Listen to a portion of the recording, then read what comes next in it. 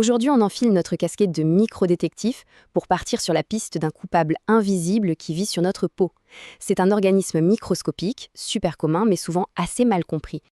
Alors, tout commence souvent par un indice que beaucoup de gens connaissent, cette fameuse éruption cutanée en forme d'anneau. On l'appelle souvent herpès circiné, mais attention, c'est une fausse piste. Ce n'est pas un ver ni de l'herpès. Alors, qui est le vrai coupable? C'est justement ce qu'on va découvrir. Voici notre plan d'enquête. D'abord, on va identifier le suspect. Ensuite, on va remonter à ses origines, examiner les indices qu'il laisse derrière lui, puis on verra comment les experts l'analysent, et enfin, comment on résout l'affaire pour de bon. Allez, première étape de l'enquête, mettons un nom sur notre suspect. Le coupable, il porte un nom un peu savant, un dermatophyte. En fait, c'est juste le nom d'une grande famille de champignons qui ont une particularité. Toute leur existence tourne autour d'une seule et unique source de nourriture, la kératine. Et pour bien les comprendre, il y a deux mots à retenir. Ils sont kératinophiles, ce qui veut dire qu'ils adorent la kératine, et ils sont kératinolytiques, c'est-à-dire qu'ils la digèrent, ils la détruisent pour se nourrir. Et la kératine, c'est quoi? C'est la protéine qui compose notre peau, nos cheveux et nos ongles. C'est pour ça, et uniquement pour ça, qu'ils s'installent à ces endroits. C'est leur menu exclusif. Bon, maintenant qu'on sait qui il est, la question c'est d'où est-ce qu'il vient? Et là, la réponse est plus surprenante qu'on ne le pense. Les experts les classent en 3 grands groupes, selon leur maison préférée. Il y a les anthropophiles, qui vivent sur les humains et se transmettent entre nous. Les zoophiles, eux, viennent des animaux. Et enfin, les géophiles, comme leur nom l'indique, vivent dans le sol. Et savoir ça, c'est vraiment la clé, parce que ça nous dit comment on risque de les attraper. Concrètement, comment est-ce qu'on se fait infecter? Eh bien, ça peut être en partageant une serviette dans un vestiaire, en caressant son chat ou même en jardinant. Par exemple, le fameux Microsporium canis est très souvent transmis par nos chiens et nos chats. À l'inverse, le Trichophyton rubrum, lui, c'est un grand habitué des endroits humides comme les piscines ou les salles de sport. Passons à l'étape suivante de l'enquête, l'examen des preuves. Comment est-ce qu'on reconnaît l'œuvre de ces champignons sur notre corps? En fait, selon la zone d'attaque, l'infection va porter un nom différent. Quand c'est sur la peau, on parle de dermatophytie. Sur le cuir chevelu, ce sont les teignes. Et si ce sont les ongles qui sont touchés, on appelle ça des onychomycoses. Les teignes, c'est un grand classique des cours d'école. Elles créent des sortes de plaques où les cheveux sont cassés très courts, comme s'ils avaient été tondus. C'est très contagieux et ça demande une vraie prise en charge.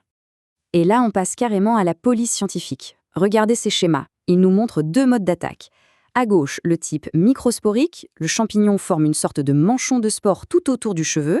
Et à droite, le type endotrix. Là, il est carrément rentré à l'intérieur du cheveu. Il le remplit de spores comme un sac de billes. Impressionnant, non? Une autre manifestation ultra connue, c'est bien sûr le pied d'athlète. Le champignon adore les milieux chauds et humides. Et l'espace entre nos orteils, bien confiné dans une chaussure qui transpire, eh bien pour lui, c'est le paradis sur Terre. Ok, les symptômes, c'est une chose. Mais pour être sûr à 100% de l'identité du coupable, il faut passer au laboratoire. Le processus est très méthodique. D'abord, on prélève un échantillon. Quelques bouts de peau, un cheveu, un morceau d'ongle. Ensuite, un premier examen au microscope peut déjà donner une réponse rapide. On peut y voir les filaments du champignon. Et enfin, pour l'identification formelle, on met l'échantillon en culture. On le fait pousser en labo pour savoir précisément à qui on a affaire. Et aujourd'hui, la technologie va encore plus loin. On utilise des techniques comme la PCR qui recherche l'ADN du champignon. C'est un peu l'équivalent mycologique d'un test ADN, ça permet une identification super rapide et d'une précision redoutable. Une fois le coupable formellement identifié, il est temps de résoudre l'affaire. Comment s'en débarrasser et surtout, comment éviter qu'il ne revienne? Le point vraiment crucial à comprendre, c'est que le traitement va totalement dépendre de l'endroit de l'infection. Pour une petite lésion sur la peau, une simple crème antifongique peut suffire. Mais pour les ongles ou le cuir chevelu, où le champignon est bien plus profondément installé, il faut souvent passer par des médicaments à avaler, et là le traitement est beaucoup plus long. Mais attention, il y a un rebondissement dans l'histoire, la résistance. Exactement comme les bactéries qui deviennent résistantes aux antibiotiques, eh bien certains de ces champignons apprennent à survivre au traitement habituel. Ça rend l'identification précise de l'espèce encore plus capitale pour choisir le bon médicament du premier coup. Mais au final, comme dans toute bonne enquête, la meilleure stratégie, c'est la prévention.